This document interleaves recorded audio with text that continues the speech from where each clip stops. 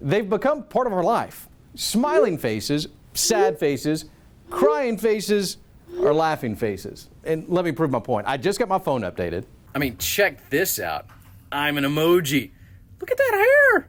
I gotta be honest, this beard is on point. But let me throw some emoji numbers at you. We've got more than 2,800 to choose from.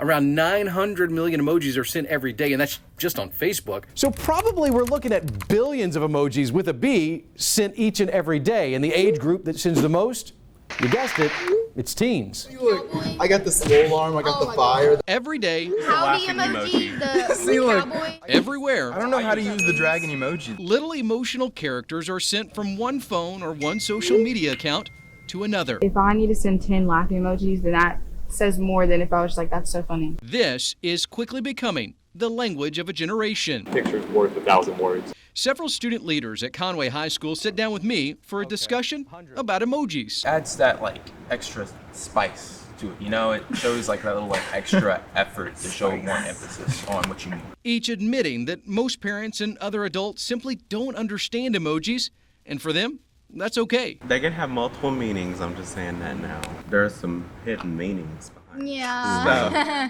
What if we just didn't and we had our own things and they stayed out of it and we just kept our emojis to ourselves? Now, while those teens want to keep emojis to themselves, the legal world is actually trying to play catch up, figuring out how emojis work inside the courtroom. Anything that occurs out in the real world, we see in cases. Carol Cruz is the prosecuting attorney for the 20th Judicial District in Arkansas.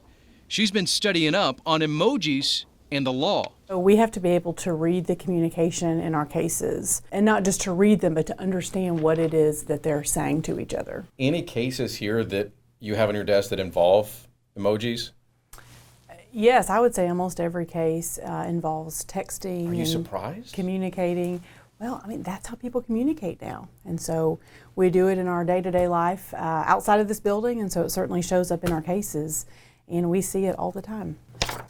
For Cruz, most of these are juvenile cases, but some go further as adults try to lure kids in using this language. But increasingly, we're seeing criminals use emojis, use slang words to communicate a thought that perhaps they're hoping law enforcement or the court system won't be able to keep up with or won't be able to decipher.